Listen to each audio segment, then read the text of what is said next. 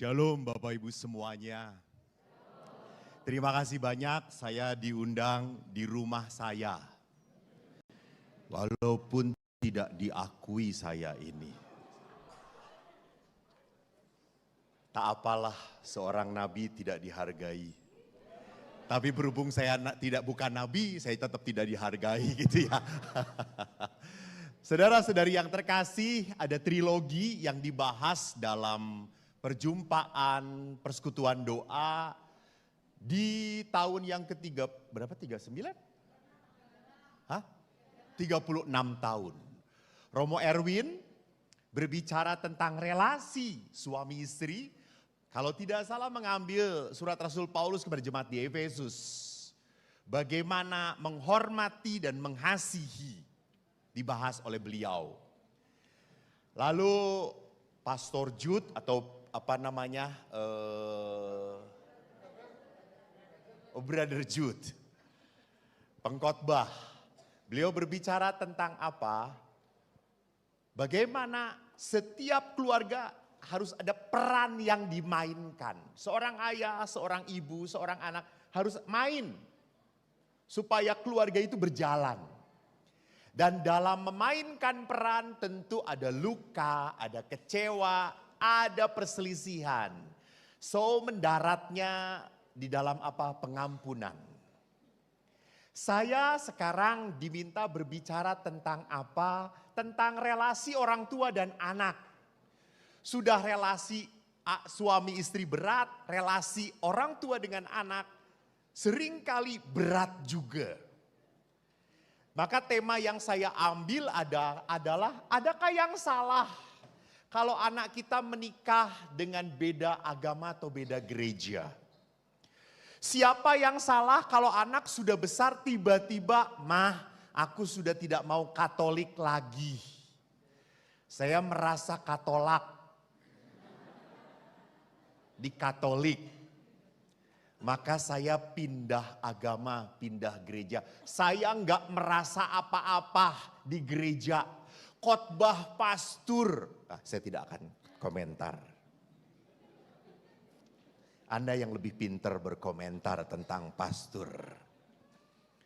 Maka kalau semuanya cari siapa yang salah, mengapa kok bisa seperti itu? Mari kita lihat pendidikan anak menurut ajaran gereja. Bisakah tolong ditayangkan makalah saya? Jadi kalau kita berbicara tentang ajaran gereja, pendidikan anak, jelas sekali kitab hukum kanonik nomor 226 paragraf 2 berbicara apa? Orang tua karena telah memberi hidup kepada anak-anaknya terikat kewajiban yang sangat berat dan mempunyai hak untuk mendidik mereka. Lihat, kewajiban dan hak untuk mendidik. Maka dari itu, pertama-tama tugas orang tua Kristiani mengusahakan pendidikan Kristiani anak-anak menurut ajaran yang diwariskan gereja.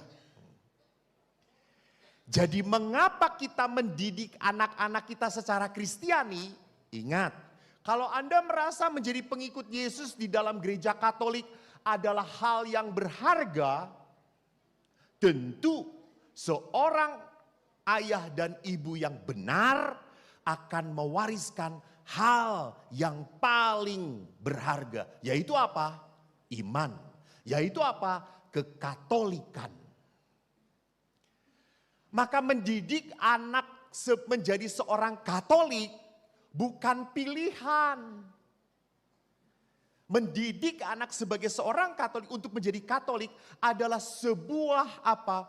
Sebuah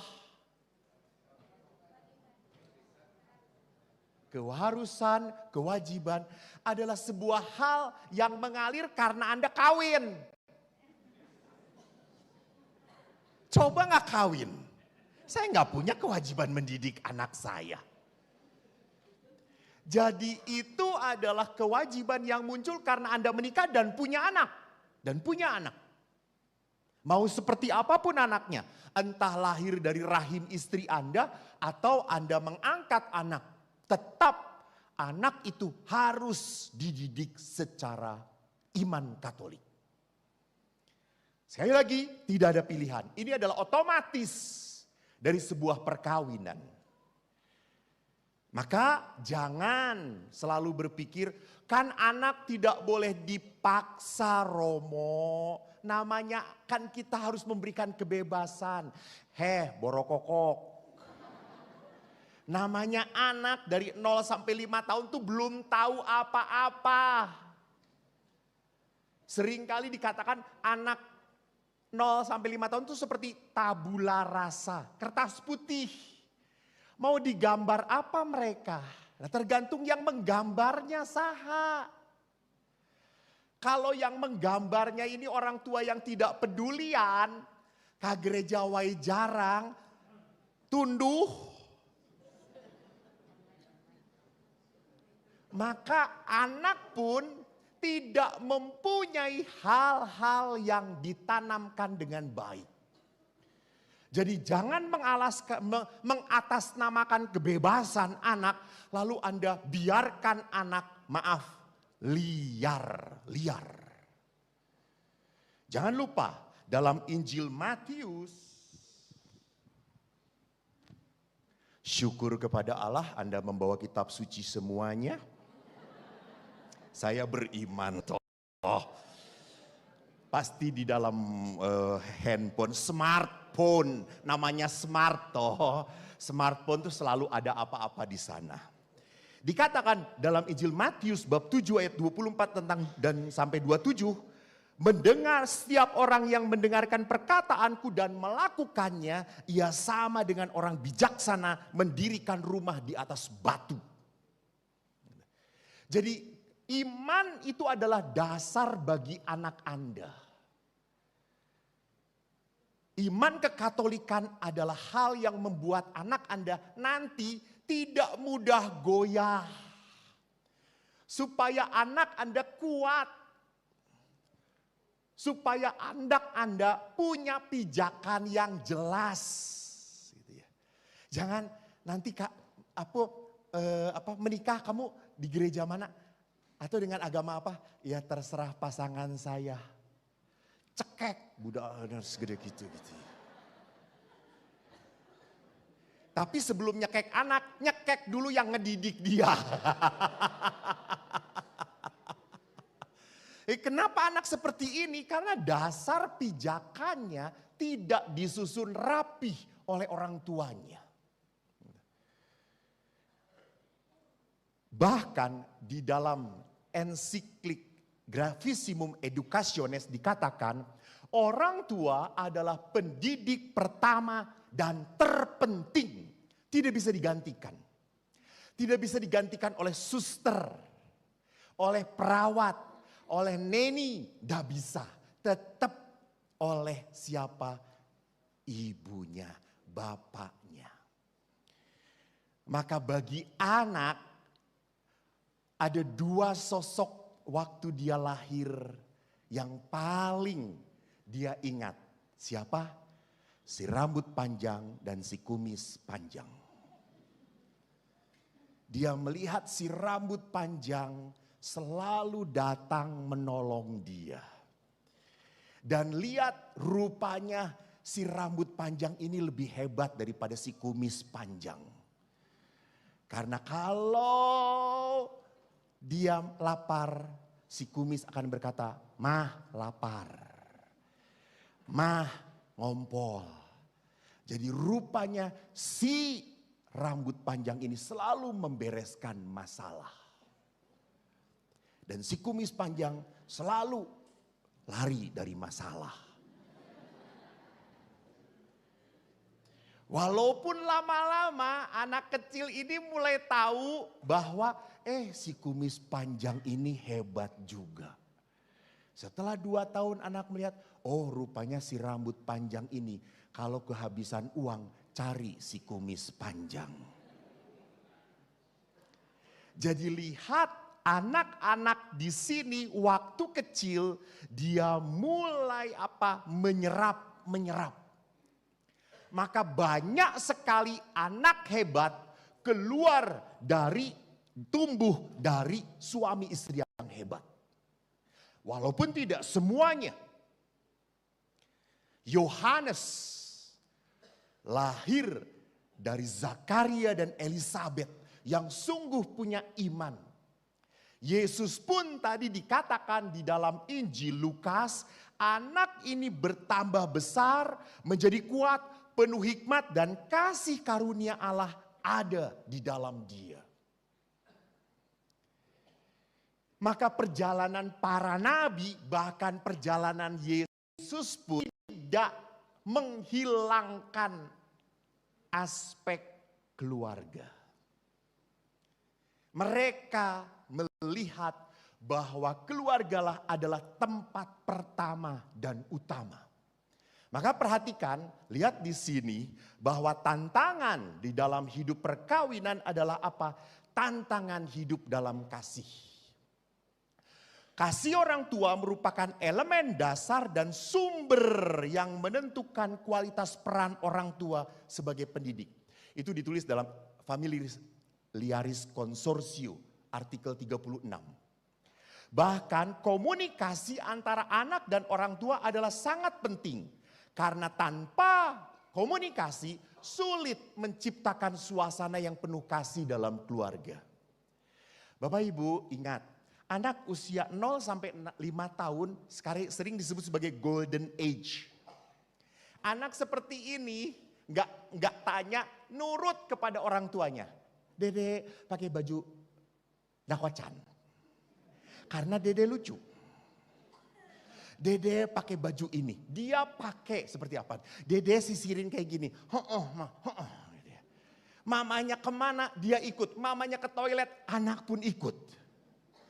Pokoknya anak itu lengket banget dengan siapa? Mamanya. Dia ngikutin seperti burung beo. Dia ngikutin cara mama papanya tertawa, bagaimana mama papanya bicara. Mereka imitasi betul 0 sampai 5 tahun. Kadang sampai 6 tahun. Tetapi anak usia 6 sampai 12 mulai berkembang. Dia tanya, mengapa?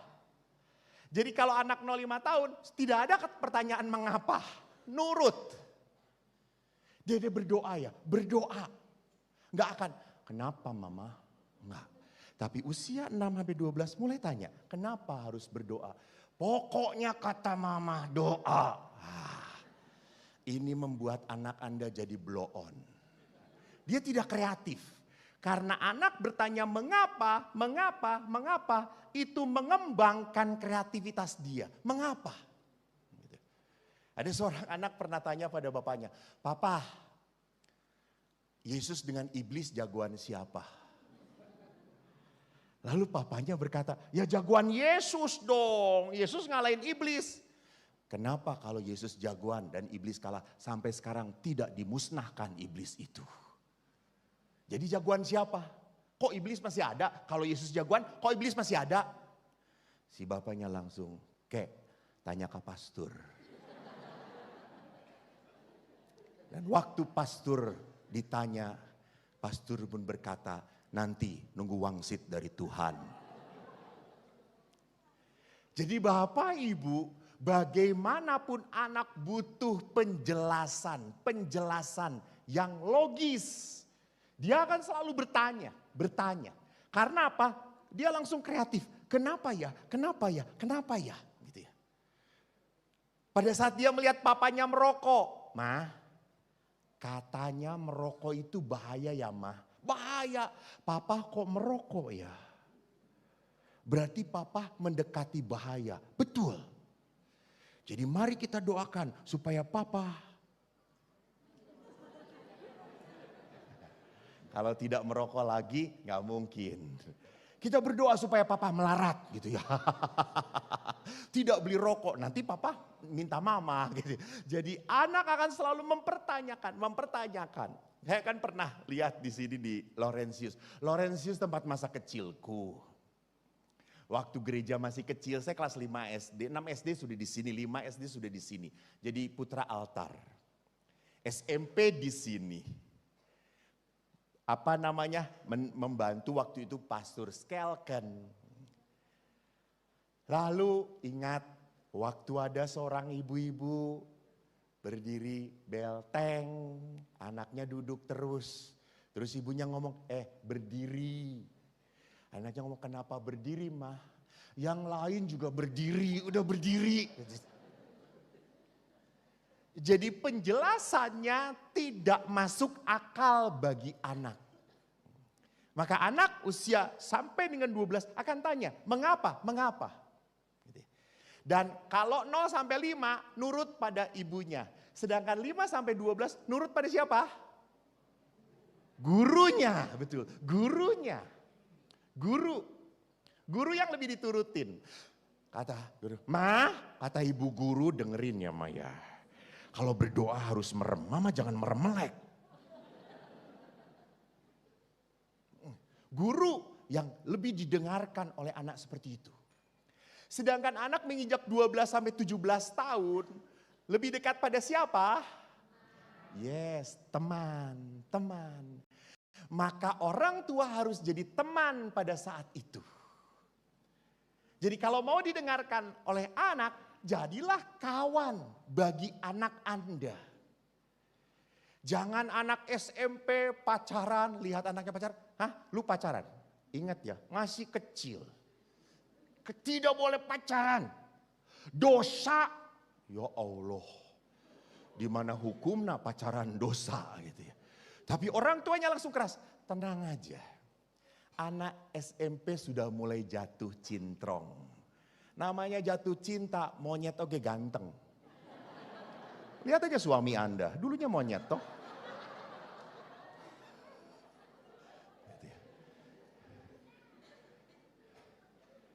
Orang sedang jatuh cinta, tungguin. Kalau anak sedang jatuh cinta, jangan suruh putus, biarin. 6 bulan kemudian pasti akan bertengkar. Pada saat bertengkar, tuh kan kamu baru 6 bulan pacaran aja udah bertengkar. Lu nanti kalau kawin dihajar oleh suamimu. Emangnya saya mau kawin dengan dia? Enggak, nah udah putusin. Nah itu dia. Tunggu waktunya. Gitu ya. Anak mulai merokok kelas SMP, jangan langsung dimarahin, enggak. Coba tanya dulu kenapa. Kadang-kadang anak mulai merokok karena apa? Disuruh sama teman-temannya. We are friend. Kita harus cool man. You know, cool Marlboro Country.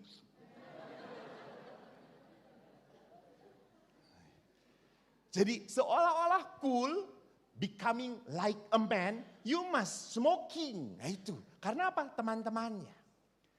Jadi pada saat anak di usia seperti itu, kita harus menjadi teman. Sampai usia 17. Sedangkan 17-25, Anda harus menjadi mentor. Anda harus menjadi pendukung. Dan ini paling berat. Karena 17-25 ke depannya lagi banyak hal yang tidak sesuai dengan hati Anda. Anda banyak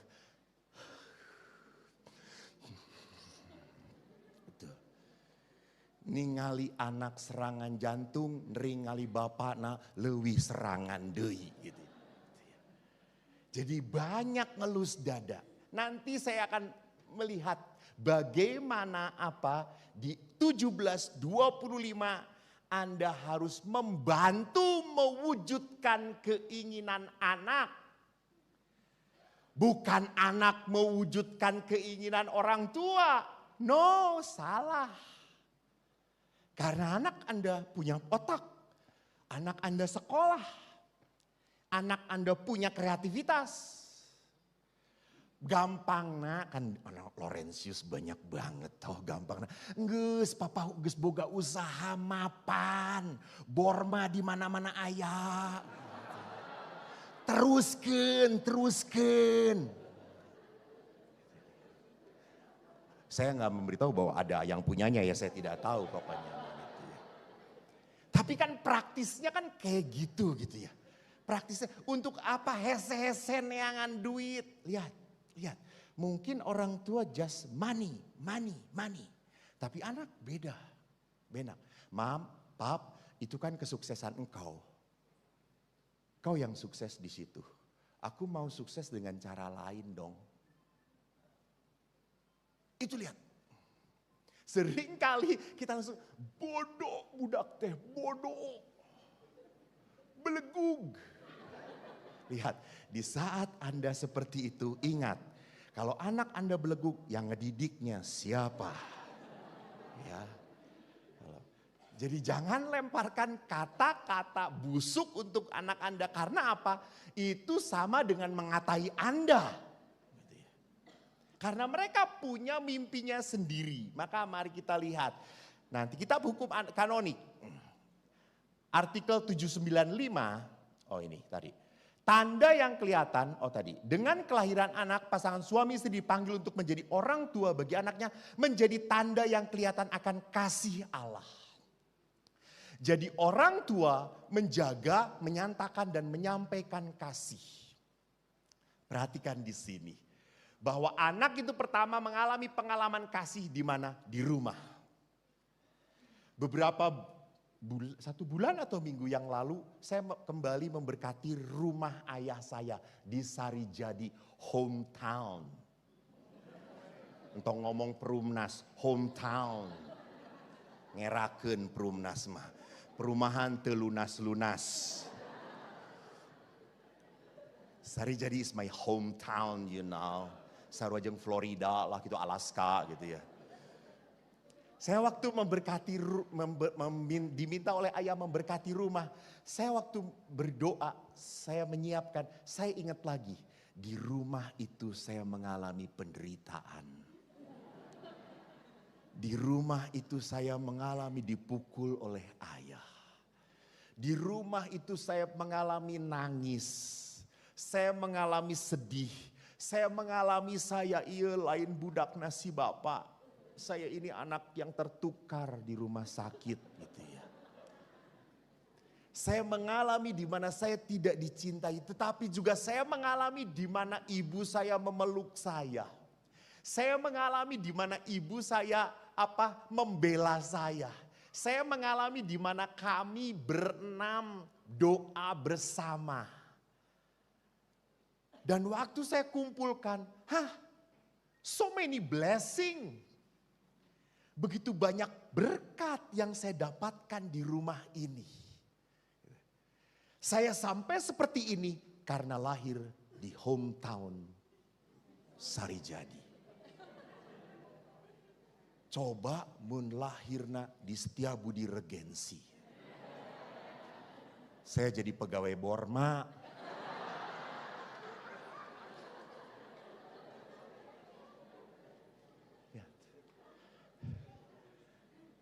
Jadi perhatikan, itu adalah apa? Itu adalah rancangan Tuhan. Itu adalah tempat Tuhan merangkai kita. Keluarga. Dan jangan lupa Bapak Ibu, sebesar-besarnya rumah Anda, segedong-gedongnya rumah Anda ya Bu, Pak. Setelah anak 60 tahun duaan deui. Ya toh. Ningali si borokok keta deui, gitu ya. Sok.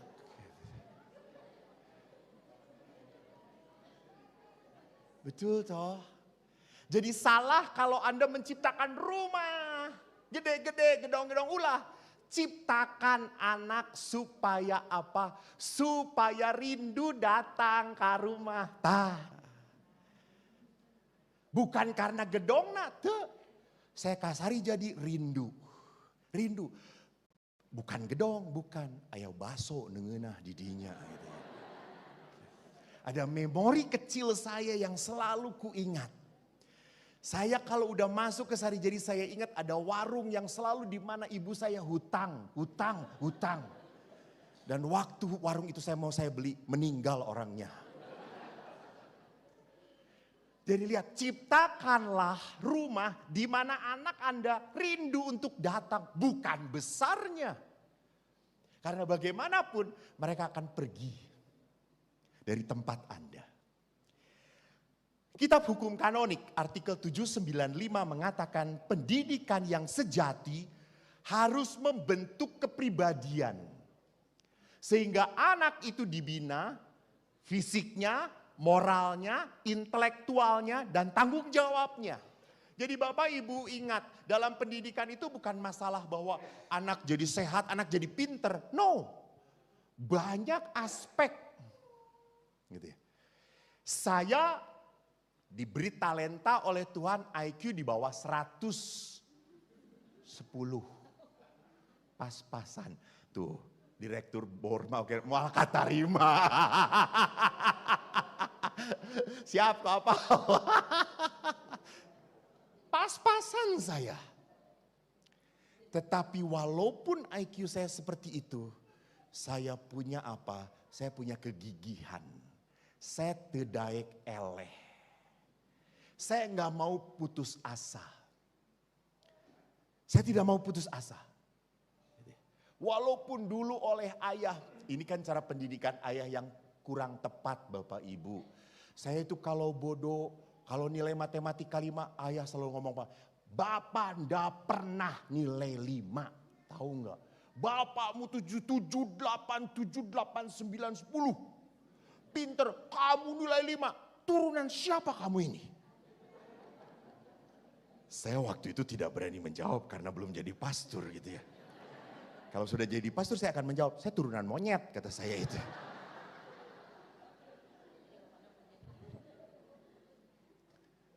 Jadi lihat bahwa pada saat saya menjadi pribadi yang tidak mau kalah, munculnya dari siapa?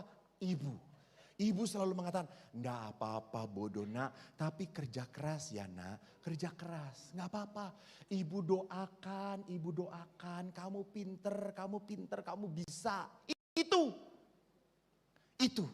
Itu apa energi positif yang saya telan. Dan akhirnya saya tidak mau kalah, saya tidak mau mengecewakan ibu saya. Mengecewakan ayah mah geus biasa.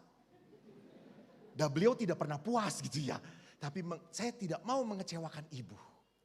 Sampai pernah toh suatu hari ranking saya kan stabil 35. Itu hebatnya saya Bapak Ibu. Saya syukur pada Allah bahwa saya bodoh teh konsisten gitunya. Halus saya tuh. Sampai akhirnya saya pernah bawa rapot waktu seminari. Ibu saya kaget. Ranking saya 23. Sampai ibu, ayo sih 23 maneh. Gitu. Pas ditinggali jumlah murid, 25 gini kan kok. Gitu. Langsung, ya pentingan pernah 23. Ya ada mual mungkin 35 deui. Jumlah murid oge salawe.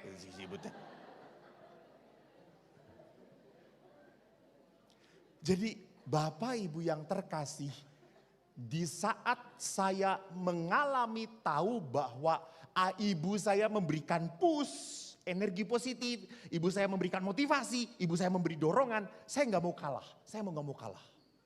Saya kan pernah cerita, saya satu sekolah dengan Uskup Bandung. Beliau pinter, maka saya jadi uskup. Saya bodoh, maka jadi YouTuber.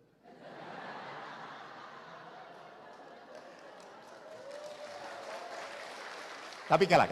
Sorry. Siapa yang lebih dicari, uskup atau YouTuber?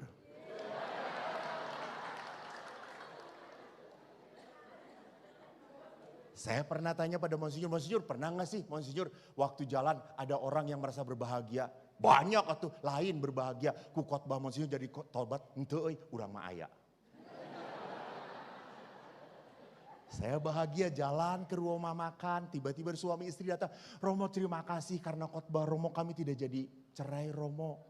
Bahkan karena kami tidak jadi cerai, Allah memberkati kami dengan keturunan. Syukur pada Allah, mari kita berdoa. 1 bulan yang lalu saya habis memberkatin perkawinan di Pandu. Saya kan pulang di Sudirman jam 12, lapar si Eko teh. Di Sudirman dekat pom bensin ada Lapo BPK. Langsung saya datang, tante saksang 1, panggang 1, nasi 1. Maaf, tangki besar. Ya baik, saya makan. Setelah makan, saya mau, tante berapa? Sebentar, ini tuh Pak Sureko ya? Betul tante, boleh potret nggak? Boleh tante, mari. Gitu. Terus Romo itu teh ada anak saya bisa tolong ngobrol sebentar didoakan? Boleh tante, ya saya doakan. Tante berapa? Udah Romo jangan nanya-nanya berapa lah gitu. Kalau Romo lapar datang aja ke sini nggak apa-apa, gratis semuanya. Haleluya gitu. Saya tanya uskup pernah tuh? Nah, itu. Karena uskup jarang kalapo merenanya gitu.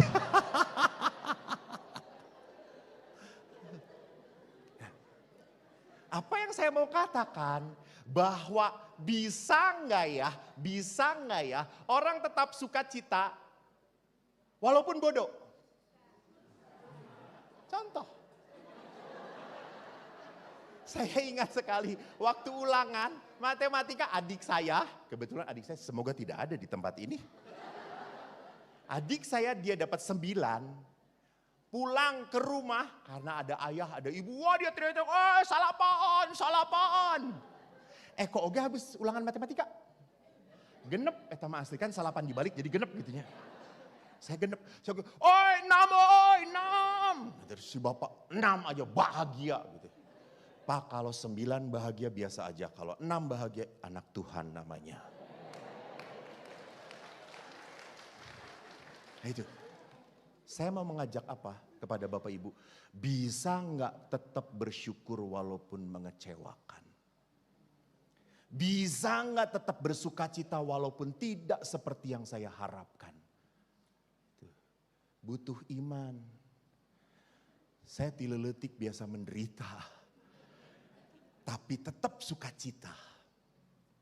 Karena diajarin oleh ayah. Tanpa sadar. Jadi lihat pendidikan begitu banyak macam aspeknya. Sayangnya di dalam dunia kita terlalu menekankan otak kiri yang dominan. Yaitu apa? Intelektual, pinter.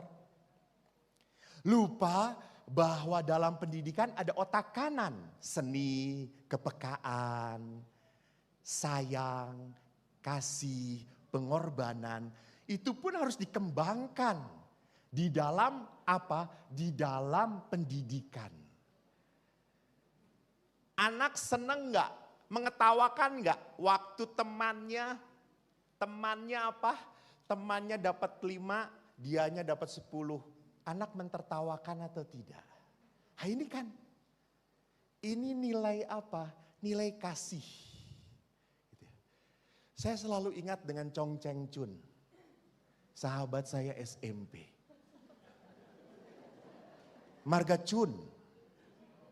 Chong apa Chun? Oh Chong. Lai. Marga Chong. Lalu kalau nilai matematika saya dan dia bagus, selalu matematikanya pinter. Dan dia selalu berkata apa? Kok, geus kayak kurang diajarkan kok. Geus kayak kurang bantuan, mana itu bisanya. Padahal dia 9, dia 10. Saya 5, saya 4. Dia tidak pernah mengatakan, kok tingali. Gede, tara. Saya diam-diam, anjir 10.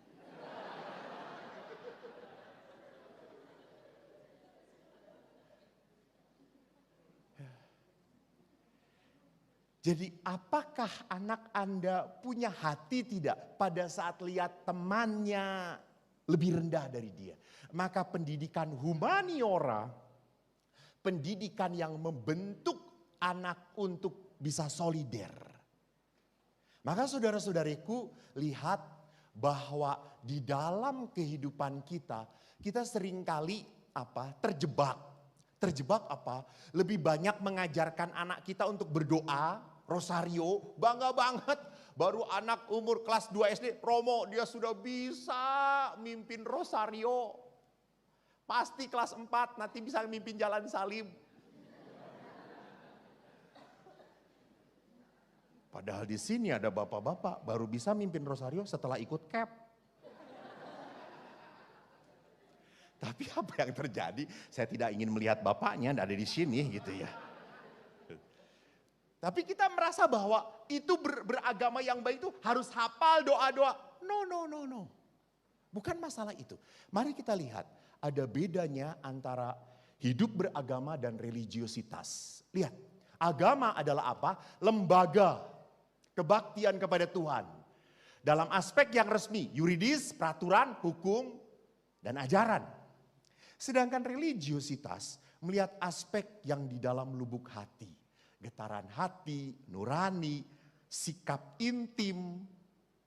Jadi kalau religiositas itu lebih ke dalam batin. Kalau agama itu lebih kepada formal. Maka kemarin ada seorang anak, kan saya bisa. Lalu pas misa itu kan ada bel. Kring. Lalu kakaknya tuh begini. Terus si adiknya tente.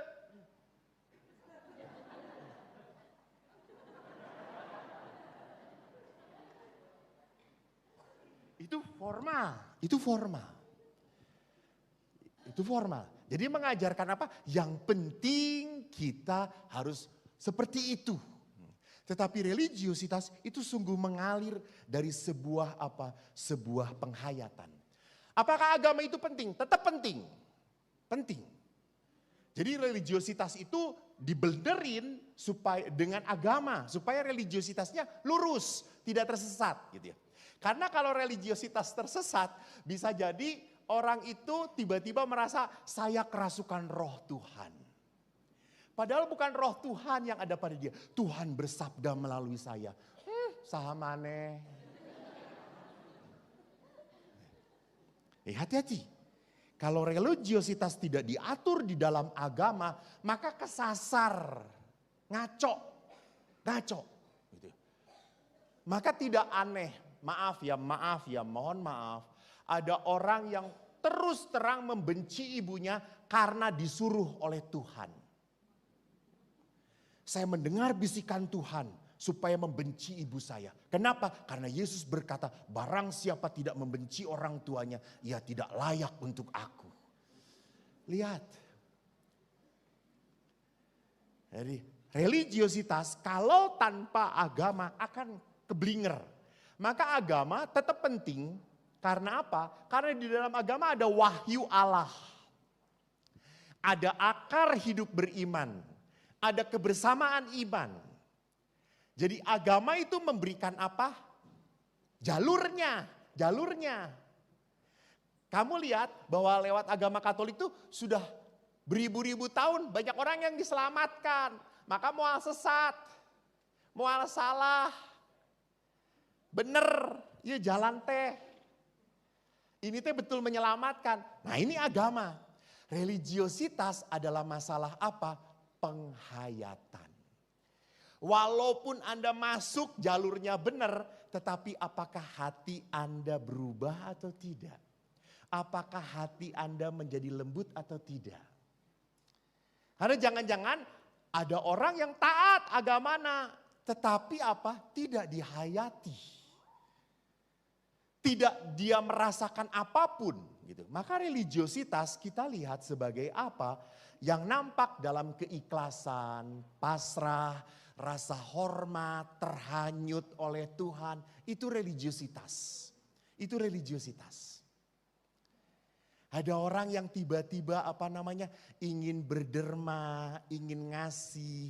Itu religiositas. Saya kemarin dengan ayah, saya sekarang kan akrab dengan ayah. Karena ayah sudah tidak ada ibu. Maka saya ngobrol dengan ayah. Tiba-tiba ayah itu pada saat Natal kemarin, dia bahagia sekali. Pas saya datang, dia langsung kayak nenek-nenek. Cerewet. Padahal dia lupa nggak pakai gigi palsu. Jadi ngomong ngacaplek, Pak teu ngarti ngomong naon gitu. Oh poho teu make huntu, terus dia pakai gigi baru jelas. Kenapa Pak? Saya teh bahagia, saya tuh bersyukur sekali pada Tuhan. Kenapa? Ya Natal ini saya diberkati oleh Tuhan. Banyak orang yang berbelas kasih. Ya syukur. Terus gimana Pak? Saya teh dah jalan ke tetangga. Banyak orang-orang geningan yang butuh ya. Terus ya Bapak kasihlah. Saya jadi ikut bahagia. Syukur Tuhan saya teh bisa membagi kebahagiaan. Itu lihat. Orang yang religiositas, maaf, bukan hanya menjadi pribadi yang bisa bersyukur. Sorry. Menjadi orang bersyukur mah gak perlu beragama juga gampang lah. Dibereku Tuhan, alhamdulillah, asik, asoy, cus. Religiositas harus menjadikan Anda adalah pribadi apa? Yang memberikan syukur pada orang lain. Sehingga orang lain pun bisa bersyukur melalui perbuatan Anda. Not only becoming thanksgiving person, but you must become thanks living person.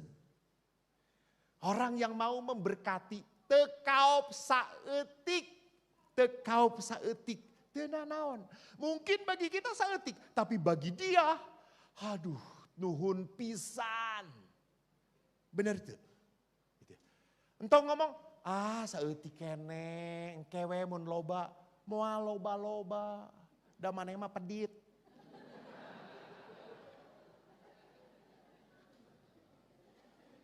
Jadi religiositas adalah apa? Religiositas adalah keberanian orang untuk menjadi pribadi seperti Yesus.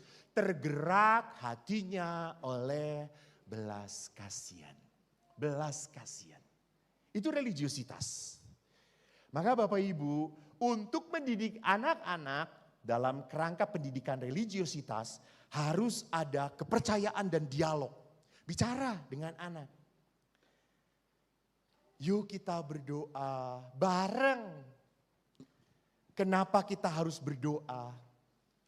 Maka di dalam kerangka religiositas Bapak Paus menulis ada 3 hal yang penting bagi pendidikan anak. Pertama, menghargai setiap anak. Tolong anak Anda harus dilihat sebagaimana adanya. Jangan sebagaimana harusnya. Nah, kamu tuh ya harusnya menjadi anak teh kudu uhau. Nyaho teu uhau. Jadi hau nu u. Atau u nu hau. Teu nyaho lah urang mah. Gitu ya. Jadi manusia yang baik. Hormat. Gitu ya. Lihat adik kamu. Cara menghormati setiap anak pada orang tuanya beda-beda. Ada nu sungguh tutungkulan, mah, pa, syesye, mah, pa, gitu. Anu hiji tara syesye, tara mah, tapi selalu memperhatikan, mama mau pergi kemana? Mama mau makan apa hari ini? Lihat, cara dia berbeda-beda. Dia ingat-ingat, oh mama papanya dulu punya mimpi apa? Oke. Sekarang gue sudah punya usaha, gue cariin, gue beliin. Itu. Cara anak-anak mengekspresikan. Maka setiap anak tidak boleh dipukul rata. Kudu kieu. Tuh, anak-anak kudu akan ngomong, papa, saya anak papa, tapi saya punya Tuhan. Yang kedua, lihat kita harus mengajarkan anak pada nilai keadilan dan kasih. Artinya apa? Dalam kehidupan itu ada resiko. Biarkan anak kalau salah menanggung resiko. Jangan orang tua mengambil alih. No. Karena lewat kejatuhan, lewat penderitaan, anak Anda bisa berkembang. Anak Anda bisa kuat. Biarkan. Bahkan kalau resikonya pun, mohon maaf, harus dipenjara. Karena kesalahan dia. Ya biar menanggung. Tapi kan era Pastur Komodo di Bandung letik diomong-omongkan. Halo, kalau nggak ada gue bukan Bandung coy.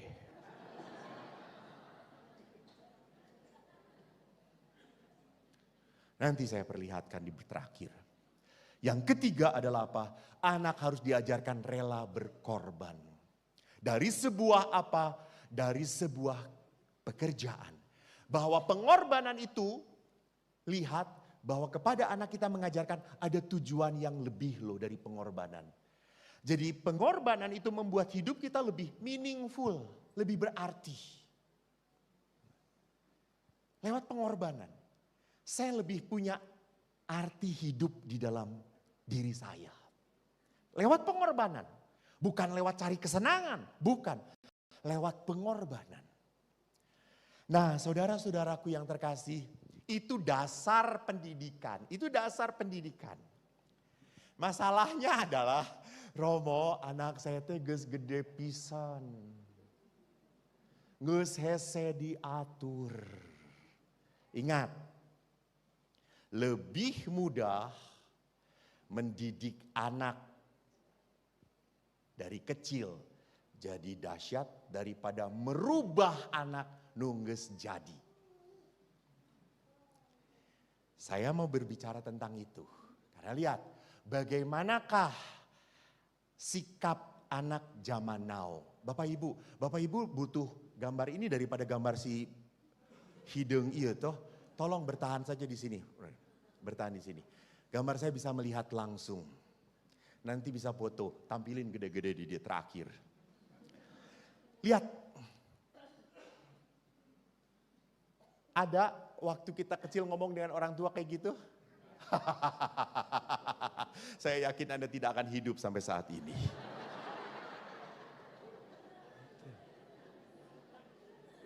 Ngomong dengan kok. Beak. Apalagi saya geus dicacak-cacak berenannya. Huluna di Cicalengka, sukuna di Lembang, tangannya di Padalarang, geus habis lah saya gitu ya. Tapi anak sekarang apakah merasa seperti itu? Enggak ada apa. Kalau ngomong apa? Enggak sadar. Dia otomatis begitu saja seperti dengan temannya. Ingat, dalam Injil sudah diangkatkan, anggur tua tidak bisa masuk ke kantong muda. Nggak bisa. Maka Bapak Ibu, kalau Anda ngelihat sikap-sikap anak muda, lama-lama, lalu yang beda dengan Anda, lama-lama Anda akan stres. Benar? Nah, salah harusnya bukan seperti itu. Kalau kita lihat bahwa anak muda sudah berbeda dengan kita harus belajar stretch, not stress. Stretch itu berarti apa? Apa? Kita harus berkembang, bukan mengembangkan badannya ya Mbak, berkembang. Bukan gitu ya. Kita harus mengembangkan hati kita. Hati kita. Gitu. Kadieu deui. Lihat sikap anak-anak sekarang. Waktu kecil dulu saya teh bodohnya, amun disuruh maju ke depan kelas, kok catat siapa yang ribut, saya bahagia pisan, urang teh jagoan, saya suruh nyatet gitu ya. Zaman dahulu kan ada kayak gitu dah. Gitu ya. Zaman sekarang, anak-anak sekarang lihat, anak SD sih sudah pacaran. Dulu waktu dihukum kita taat, saya lapor pada ayah, aku dimarahin guru, salah sorangan. Kumaha maneh gitu. Anak sekarang, aku dimarahin guru. Langsung, ayo mana gurunya? Kita cari pengacara. Jadi, lihat ekspresi-ekspresi anak muda kalau kita pikirkan dan nilai ukurnya, tolak ukurnya kita kan stres. Kalau tolak ukurnya kita loh. Kalau tolak ukurnya kita. Jadi kita harus belajar apa? Stretch. Terima bahwa nilai-nilai dulu, cara-cara dulu sudah tidak bisa lagi, sekarang nggak bisa jalan lagi. Uhaunya dulu zaman nenek moyang, zaman apa? Chiang Kai-shek.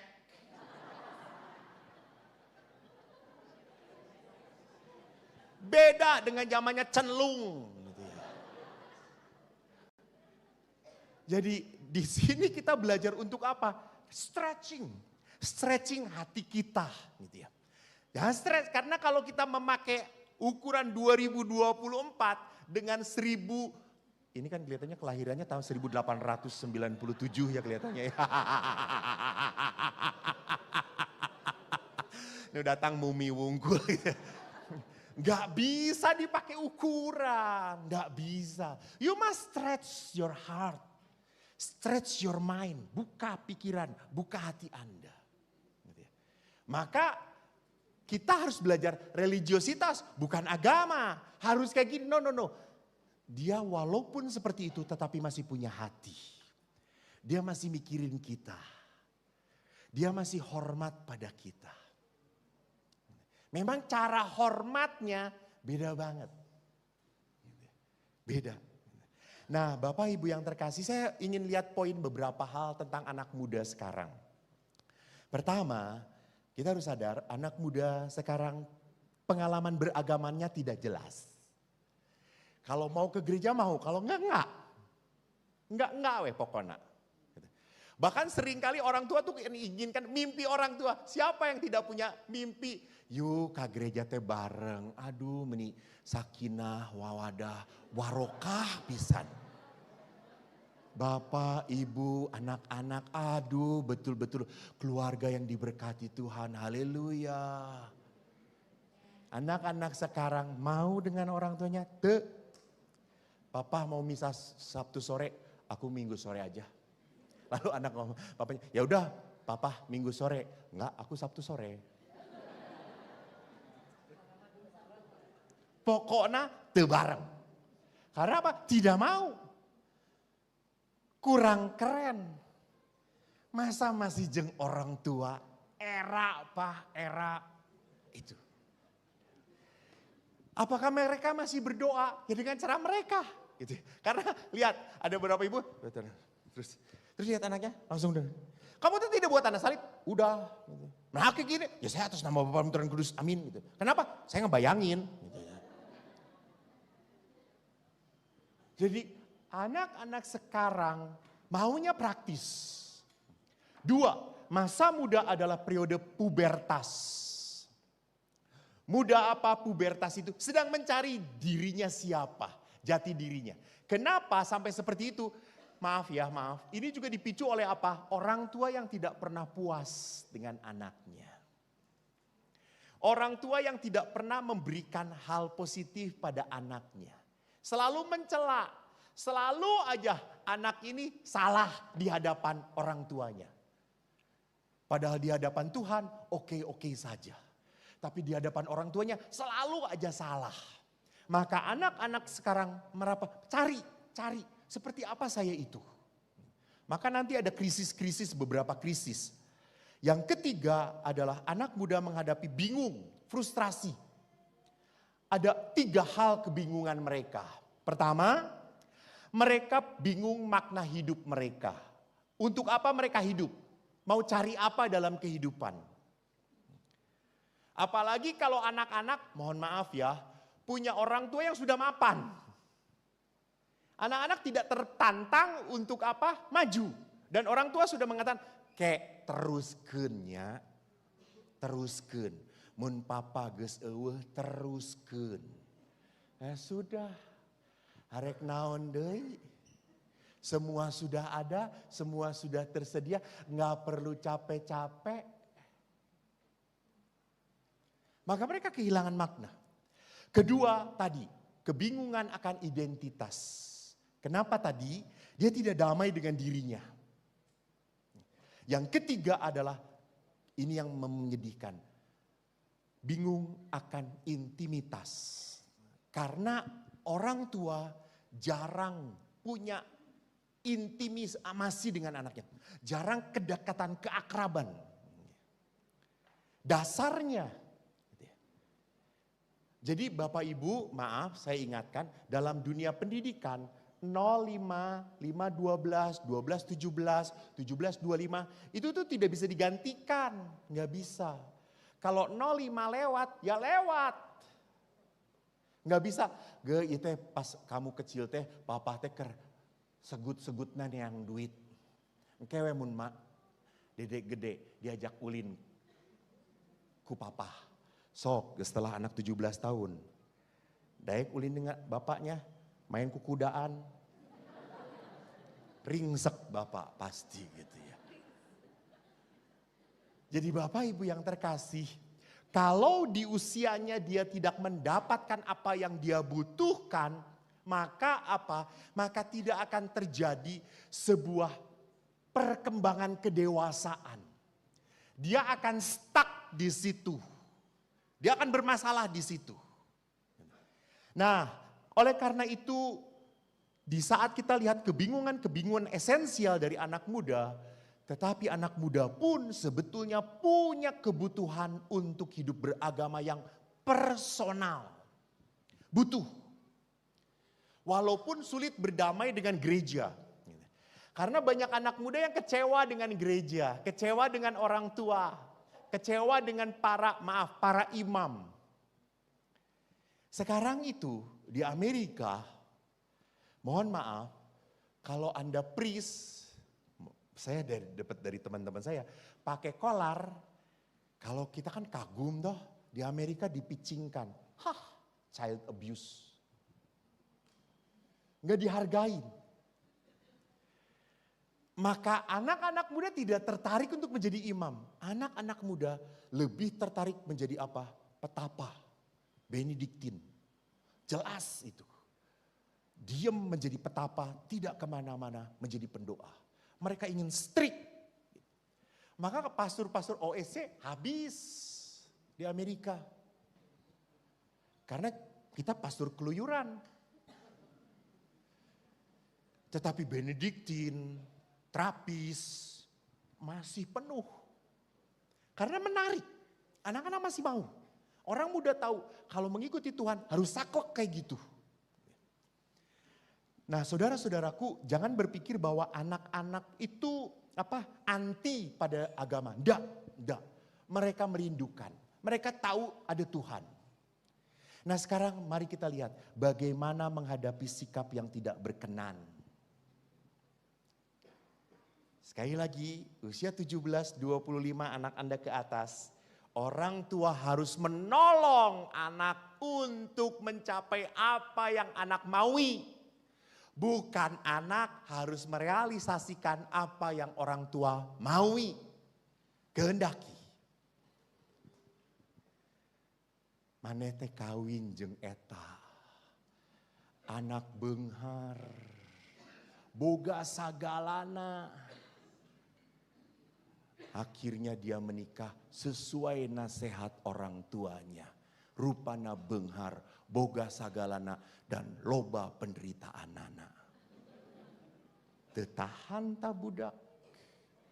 Kalau sudah tidak tahan, siapa yang disalahkan? Orang tua. Hati-hati. Di saat Anda ngatur anak Anda dan anak Anda mengalami kesulitan, anak akan blaming dengan mengatakan, mama kan yang nyuruh.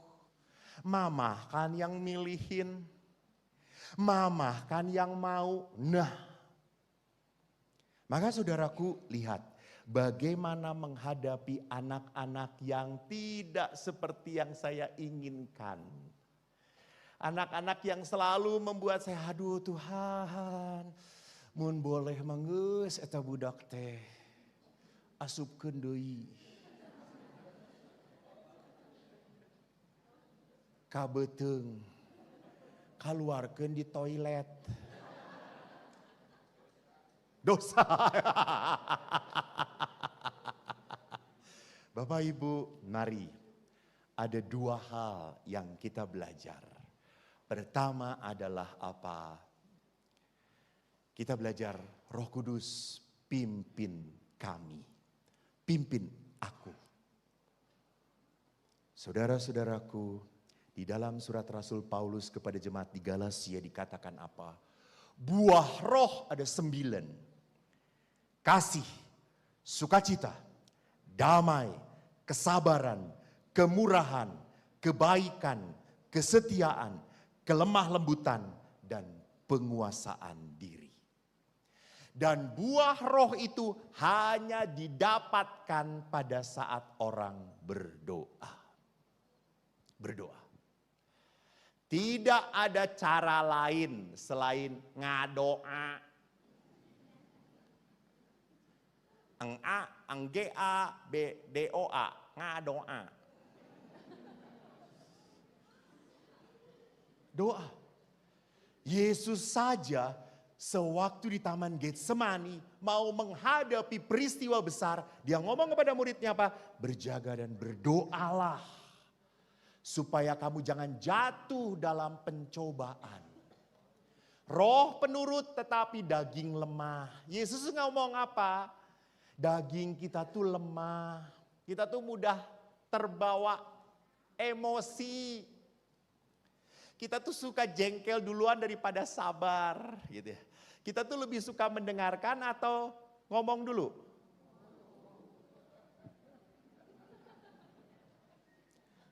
Kita lebih baik ngomong dulu. Dengar oke ngomong weh. Gitu ya.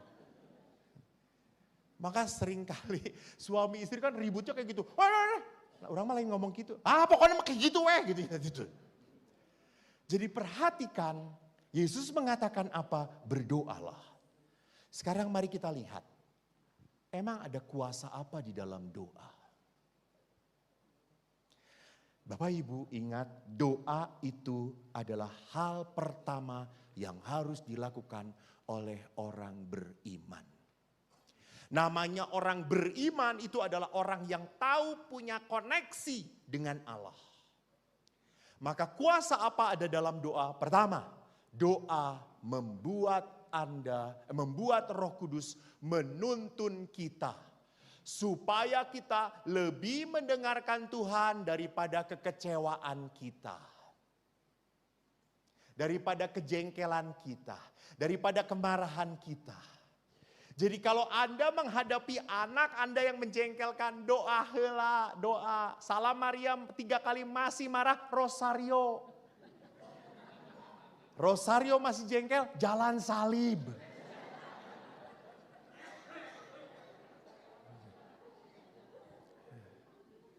Berdoa gitu ya.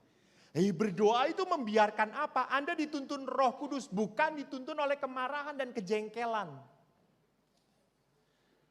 Bapak Ibu lihat pada saat kita marah, pada saat kita jengkel, akhirnya apa? Kita akhirnya ingin meledak. Coba tolong Bapak Ibu. Kalau kita sudah marah, meledak itu selesai atau tidak? Tidak. Terus. Supaya puas. Dan akhirnya apa? Rusak relasi kita. Rusak. Maka yang kedua, doa itu apa? Supaya kita tidak berbuat di luar karakter kita. Ingat Bapak, Ibu, Anda itu ibu-ibu yang baik. Betul, ibu yang baik. Ibu yang baik. Tetapi kalau udah jengkel dan Anda tidak berdoa, Anda bisa mengutuk anak Anda. Betul atau tidak? Itu berlaku di luar karakter Anda.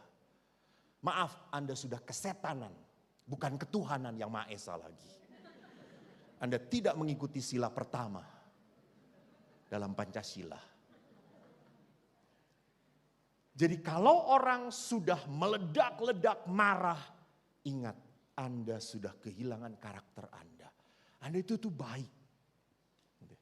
Sama Bapak Ibu, saya coba mereferensi kepada apa yang dikatakan Romo Edwin, apa yang dibahas oleh Romo Erwin. Salah satu penyebab dari perkawinan hancur adalah apa?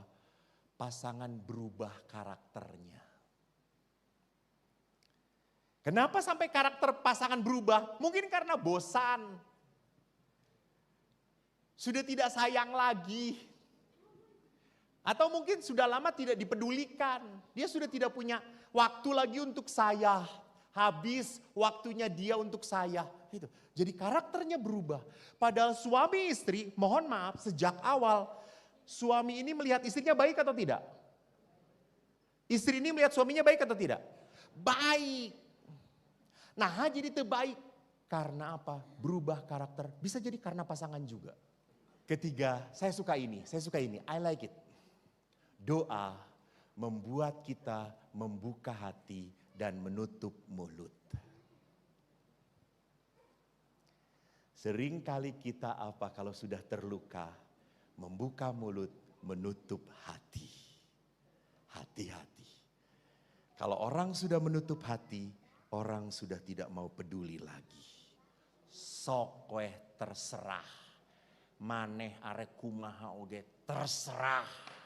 Nah itu orang sudah menutup hati. Orang sudah menutup hati. Jadi doa itu membuat kita supaya apa? Tidak sampai menutup hati pada orang yang Anda cintai. Pada anak Anda. Tetap Anda punya hati. Jadi kalau tidak berkenan, udah don't comment. Tunjukkan Anda sedih, tunjukkan Anda tidak setuju, tapi tidak perlu ngomong. Tapi tidak perlu juga tidak ngomong tetapi nggak banting, sarua wae. Brang. No.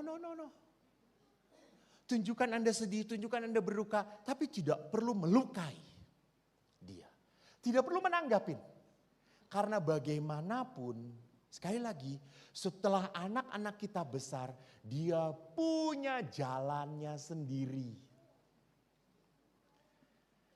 Sekali lagi, sebagai orang tua tidak berkenan.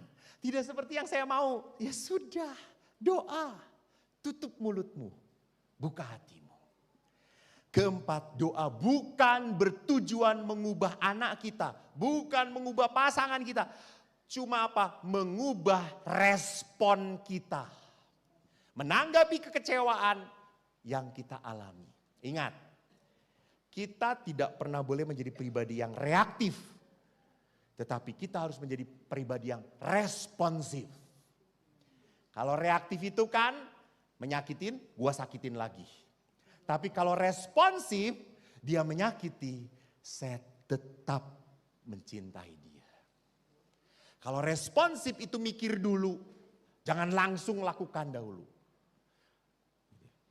Bu, lihat suami gandengan dengan laki-laki, dengan laki-laki lagi.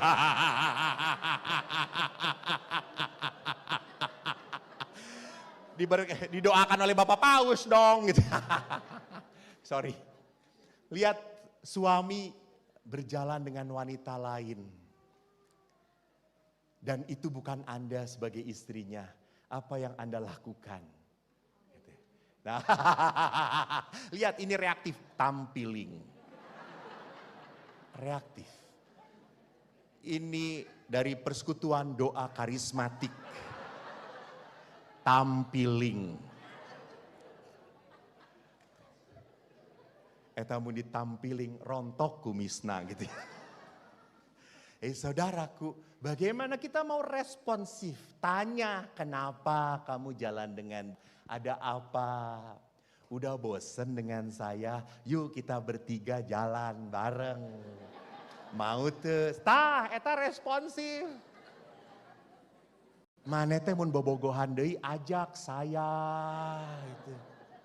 Lihat, itu responsif, enggak reaktif.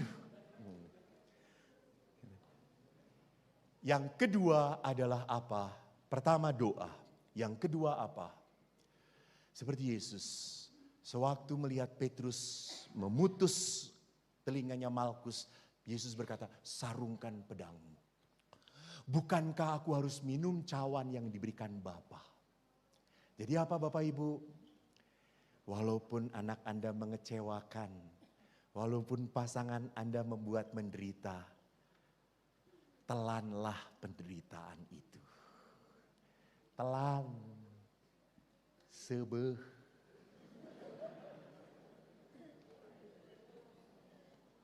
Telan. Jangan muntahkan, telan. Maka meminum penderitaan artinya apa? Yesus menyelamatkan kita lewat penderitaan. Jangan pernah lupa. Yesus saja menyelamatkan kita dari penderitaan. Jadi kalau kita mau mengikuti Yesus, bisa terjadi bahwa apa? Bahwa anak kita, pasangan kita adalah cawan-cawan penderitaan yang harus kita telan. Yang harus kita tunjukkan kepada Yesus, kepada Tuhan, saya pun mau mengikuti kamu. Kedua, penderitaan terjadi karena kita hidup dengan anak yang tidak sempurna. Pasangan kita tidak sempurna.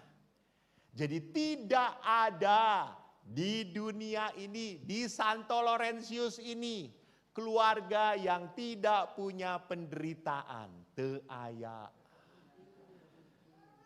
Kecuali keluarga gelo. Dai gelo mah eueuh pikiran, eueuh perasaan. Enggak. Selama Anda normal, keluarga seperti apapun pasti punya salibnya sendiri. Punya cawan-cawan penderitaannya sendiri. Yang harus dipanggul, diterima. Saya harus menerima cawan penderitaan sewaktu saya harus menjadi imam. Apakah punya cawan penderitaan? Punya. Hari Minggu umat datang banyak, setelah jam 10 pergi sorangan deui. Cicing. Ningali teman babaturan keur sibuk sorangan. Cicing deui. Saya pernah ditanya sama anak SD, Romo itu kalau di biara banyak berdoa atau melamun? Melamun.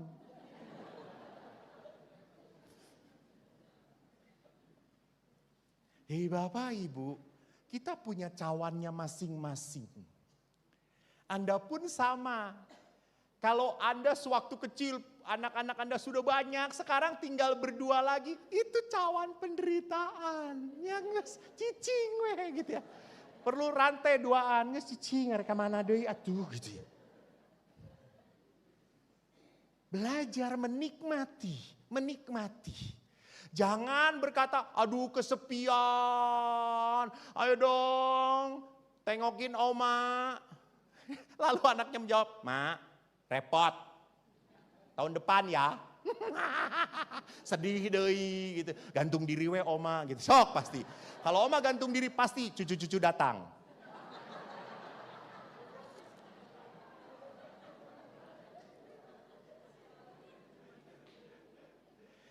Ketiga Bapak Ibu jangan lupa, penderitaan masalah adalah bukan alasan untuk melarikan diri, justru alasan untuk mengundang Roh Kudus menguatkan kita.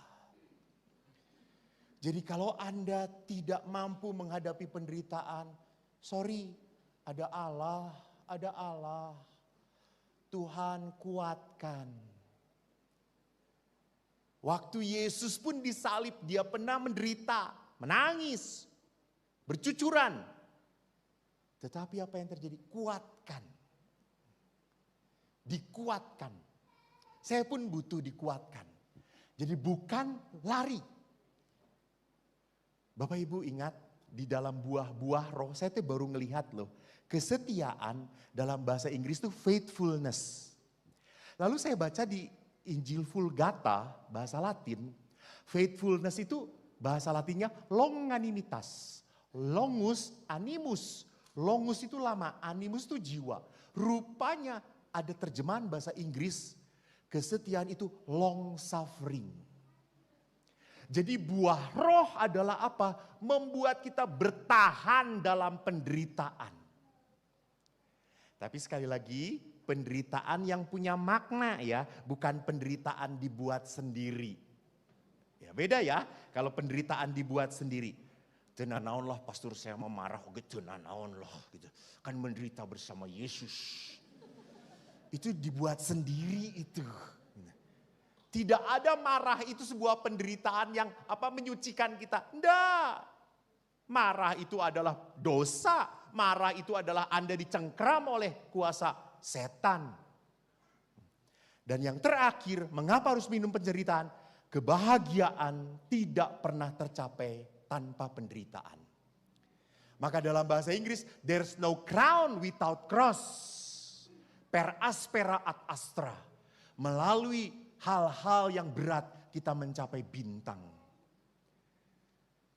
Jadi kalau kita bisa berdamai, merasakan penderitaan, maka apa yang terjadi? Kita belajar untuk apa? Kita belajar untuk mencapai kemuliaan. Tapi bagaimana kalau penderitaan itu tidak bisa tertahankan? Aduh pastor ges capek, saya ges capek. Tidak bisa, udah tidak bisa. Udah gak tahan lagi, udah cerai aja. Atau saking gak tahannya, udahlah pastor tulis di Kompas, dia bukan anak saya lagi. Seluruh perbuatan dia tanggung jawab bapaknya.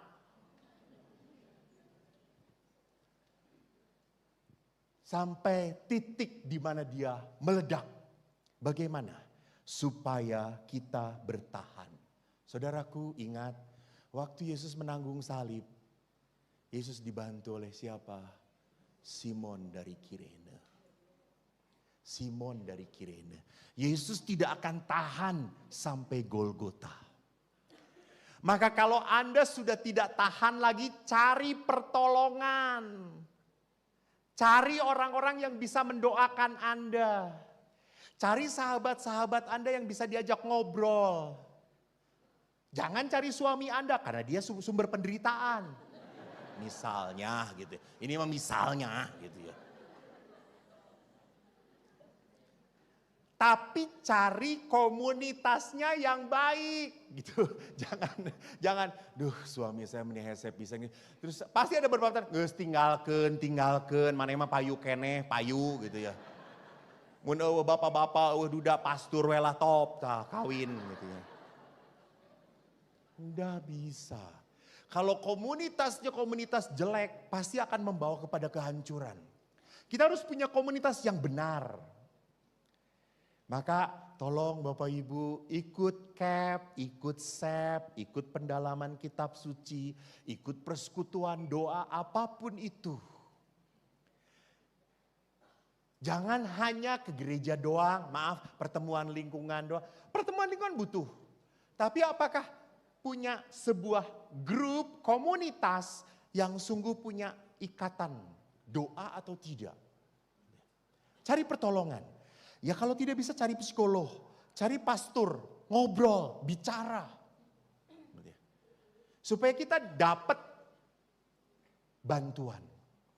Yang kedua, Bapak Ibu ingat enggak? Waktu Yesus disalib, Yesus dikasih anggur 2 kali. Dikasih minuman. Yang terakhir, waktu Yesus berkata apa? Aku haus. Dikasih minum. Diminum atau tidak? Diminum oleh Yesus, dicicipi. Tapi waktu pertama kali Yesus diberi anggur, ada dalam Injil Matius dan Markus, mereka memberi anggur bercampur mur, bukan mur baut ya. Mir dalam bahasa Inggris, tetapi ia menolaknya. Kenapa? Karena dalam tradisi Roma, orang yang mau disalib memang dikasih itu supaya painkiller. Painkiller itu mengurangi rasa sakit. Dan Yesus menolak. Yesus menolak. Yesus tidak mau lari dari rasa sakit. Yesus justru menghadapi rasa sakit. Bapak Ibu, maka jangan minum racun. Apa racun kehidupan? Judi, main wanita, minum-minum, pornografi, atau overeating. Overeating itu, wah saya mah sedang stres lah gitu. Daripada bunuh diri, mendingan kieu we. Justru itu Anda sedang bunuh diri pelan-pelan. Dan membuat menderita pasangan Anda mungkin ya.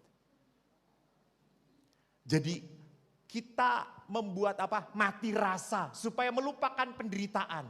Nggak setelah kita karaokean tiap hari yuk, nyanyi-nyanyi terus. Poho utang, poho sagala gitu. Poho yang urang geus kolot gitu ya. Yang orang tegadis deui gitu itu tuh. Melupakan kesakitan. Ingat, Yesus tidak mau melarikan diri dari kesakitan. Yesus merasakan kesakitan. Membiarkan kesakitan terjadi. Jadi kalau kita melarikan diri, kita hidup dalam kepalsuan. Dan yang ketiga yang terakhir saya ambil dari Yunus. Waktu Yunus di kapal, ingat, sebentar, orang Katolik masuk pinter kitab suci. Yunus itu perjanjian lama, perjanjian baru? Lama. Yunus itu saha? Nabi. Suruh menobatkan bangsa mana? Bagus, tapi Yunus pergi kemana? Coba ibu, kemana ibu? Ke Cicendo.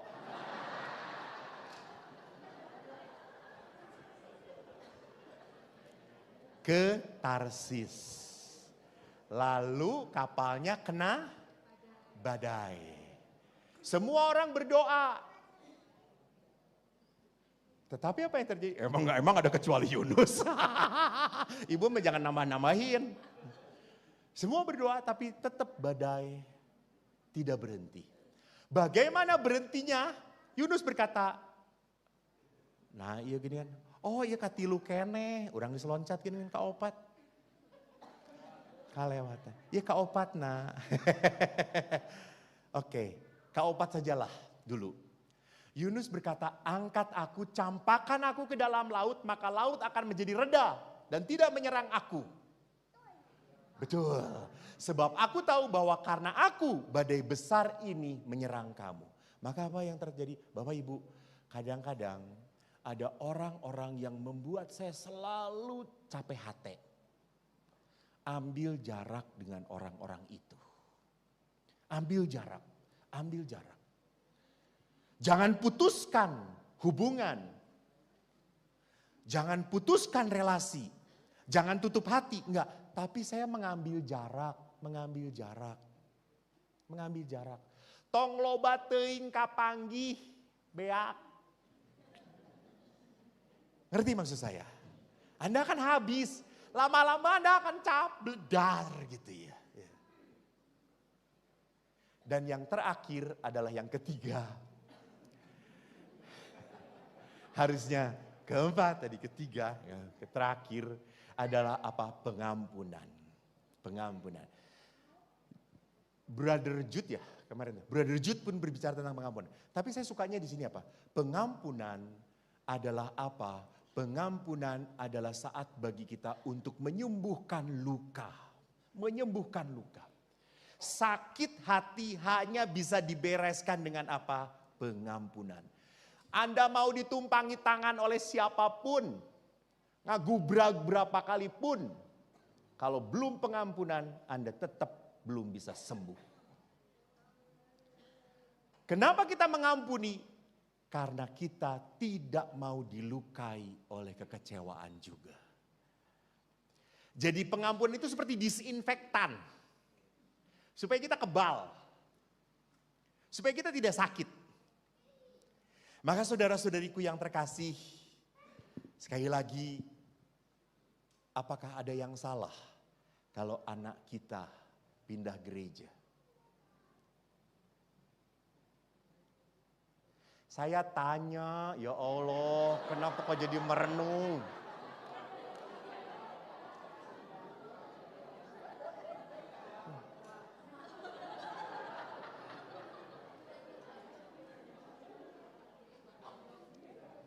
Persekutuan doa.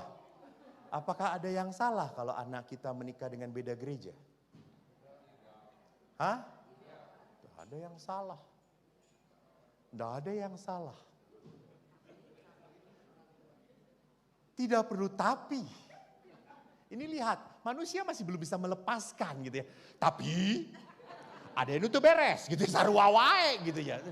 Nggak ada yang salah. Oke, ini perjalanan yang terjadi harus dia terjadi. Ya sudah. Walaupun Anda tidak berkenan. Mengerti maksud saya?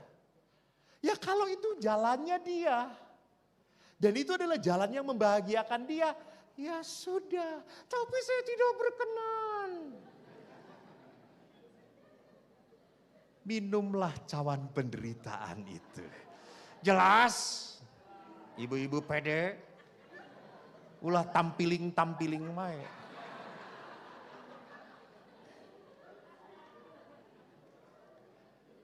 Adakah yang salah kalau anak kita pindah gereja? Kalau kita renungkan sejak kecil anak kita kurang dididik, kurang mendapatkan dasar yang benar. Lalu sekarang dia pindah ke Kristen dan dia jadi lebih baik. Ya sudah. Jangan mengatakan saya salah, saya tidak layak Tuhan. Tuhan akan berkata emang. Sok arek naon. Bapak Ibu, sekali lagi Anda dipakai oleh Tuhan untuk membesarkan anak Anda. Untuk membawa anak Anda kepada apa? Kepada kesuksesan, kemuliaan. Tetapi ingat, Anda bukan orang tua yang sempurna. Oke?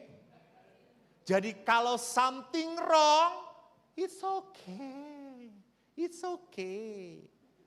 God still smile with you. And God still say to you, Ko Apau, it's okay. Okay. Oke, terima kasih. Tuhan memberkati.